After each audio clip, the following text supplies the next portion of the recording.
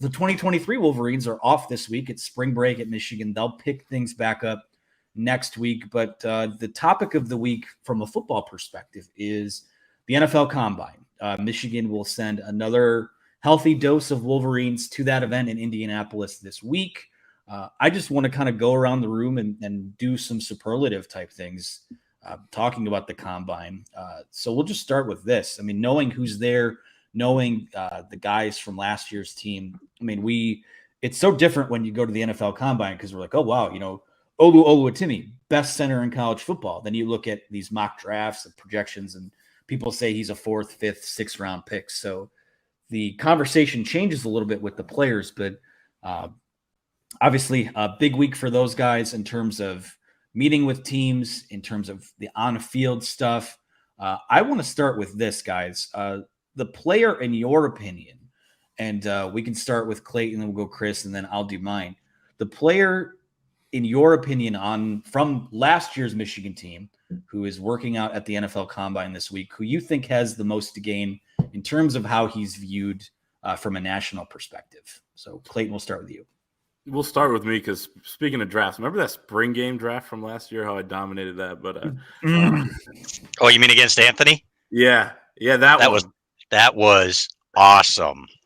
I had to bring it up again. Yes. I'm going to bring it up every week from here on out. But no, the guy who I think has the most to gain is a guy who was considered a first-round pick at one point last season, Mike Morris. He suffered an injury at the end of the year. Even when he was in there, he was playing limited. He tried to give it a go against Ohio State, probably set himself back in his recovery by doing that. Same with Blake Corum, testament to Michigan's culture right there. But I think Mike Mo is a guy that, we'll see what he weighs in at. I'm going to be interested about that. Is he going to slim down? He was playing at 292 last season, 6'6", and playing a wide edge position for Michigan. And showed off his athleticism at that size. So I'll be interested to see what he weighs in at. But, if he does well in the drills, if he tests well, I think he could climb himself way back up and kind of boost his stock. And then DJ Turner, too. I just kind of want to see what he runs in the 40 because there was Bruce Feldman, put him on his freaks list and said that he ran a 4.29 40-yard dash, I think it was, or 4.28 in his GPS time or miles per hour, 23.07 miles per hour. So I just want to see if that's real because, DJ Turner plays fast. I don't necessarily think he's quite there. And, maybe Ben Herbert has a little bit faster, stopwatch than some of us when it comes to his own guys, which rightfully so for these strength and conditioning programs. But those two guys, I think, could really kind of come out of this event as a big winner because, I think they have the attributes. They just got to show it. And then once they do, we could see their stock kind of rise. 3.95. I know what you mean. It's like, it's like if you're not doing it if you're doing it hand timed, then there's going to be a little bit of margin for error there. So I want to see Ryan Hayes' strength. Number one, I think Ryan Hayes, I always said he didn't seem big enough. He didn't seem strong enough. And I was never ripping on him, even though his parents up in Traverse City, I heard secondhand, weren't real thrilled with me, comparing him to Chris Zeman, who actually played in the NFL for a few years, Hayes. So that wasn't really a pejorative there. I was giving him some credit and saying he didn't really have the typical body type, but he played extremely well. I want to see how he does strength-wise. And then you beat me to it with DJ Turner.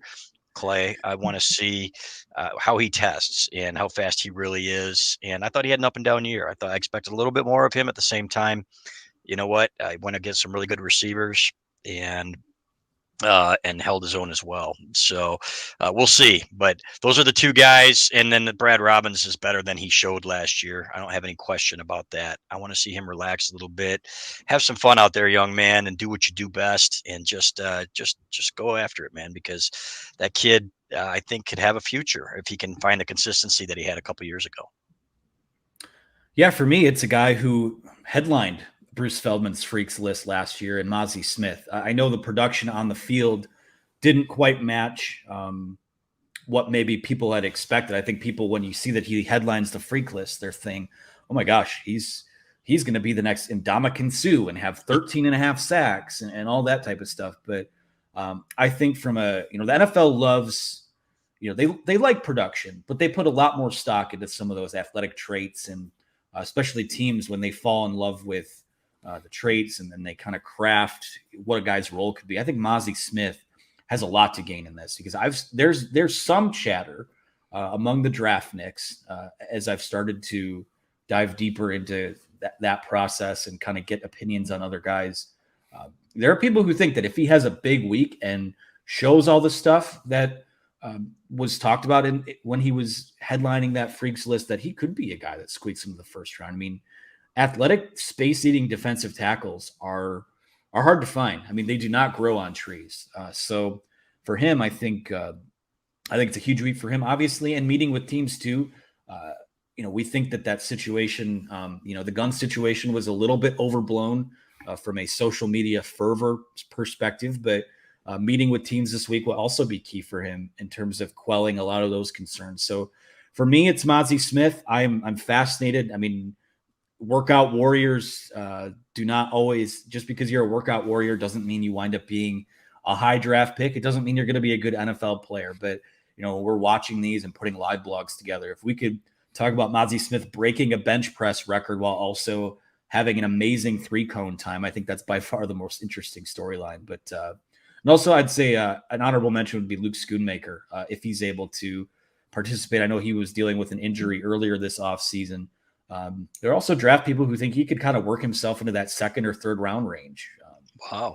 Given the fact, Michigan's passing game does not lend itself to showcasing guys. So it also kind of applies to Ronnie Bell a bit in that same respect. But there are people that think, that they love the frame, the blocking ability, the catch radius.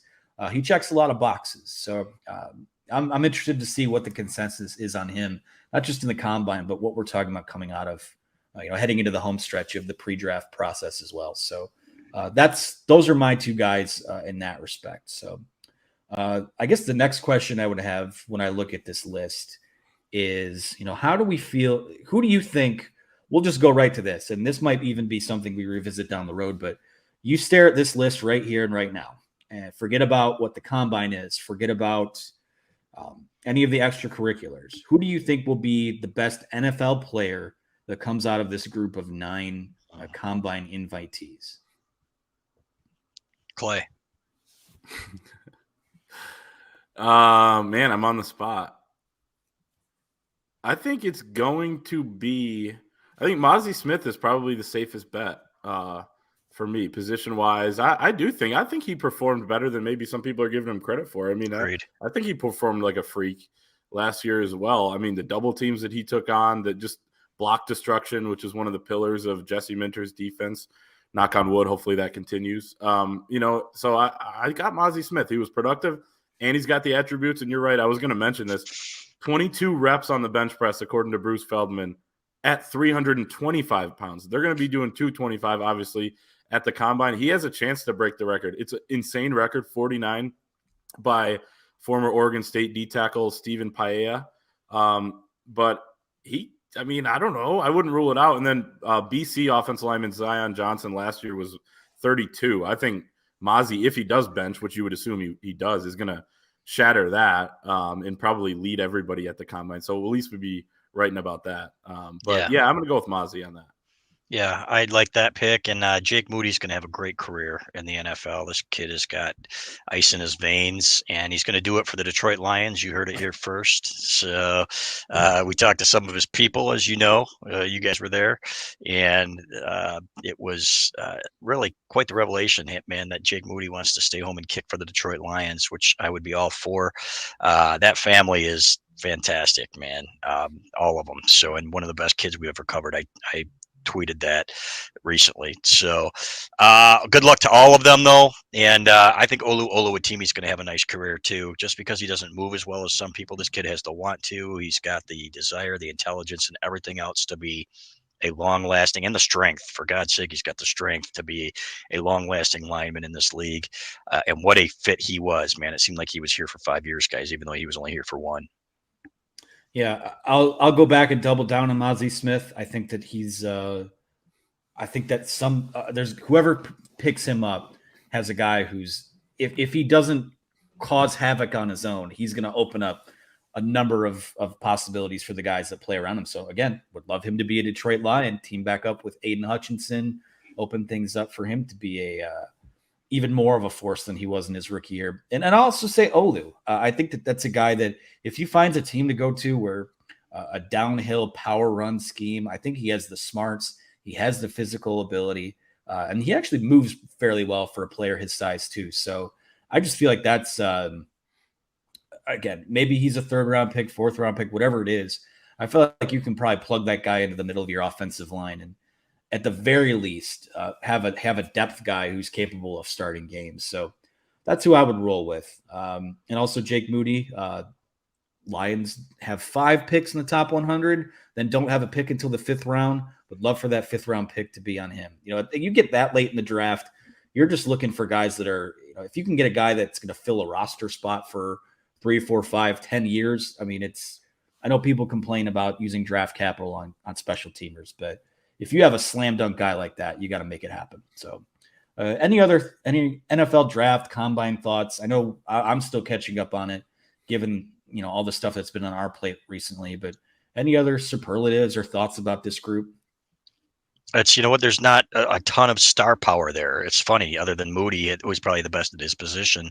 And that just speaks to what you can do in winning championships, maybe not national championships, but what you can do to win Big Tens and beat teams like Ohio State when you've got a group of guys that are that committed to it.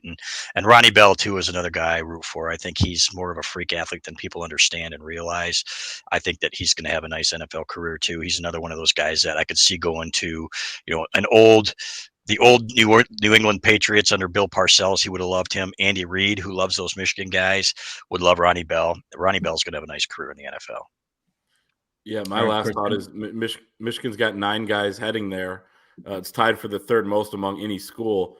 Think of the guys that decided to come back to Michigan that could have gone to the NFL. They would have had, 12, 13, 14 guys here this week, and there would be even more star power with Blake Corum. He wouldn't be participating, but he would certainly be down there, and he'd be the talk of, part of, the talk of the town, given the fact that he'd be there and he'd be talking to teams and everything like that. So it's just amazing that they had, they have this many prospects, and that they could have had, quite a few more as well. So just a heck of a team last season, and I wish all these guys the best. Yeah, I think my biggest takeaway, and then we'll move into questions here, is this.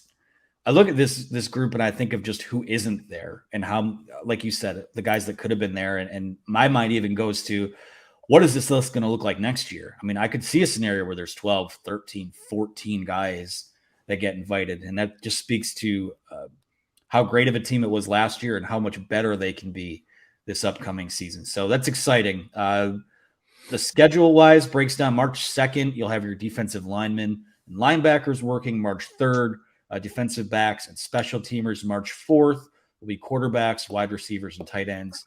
And March 5th will be the offensive line and running backs. So big week coming up in Indianapolis for Michigan's pro hopefuls. Thank you so much for watching. For more videos from the Wolverine, whether it be football, basketball, recruiting, live shows, and more, be sure to like and subscribe to our channel for the latest.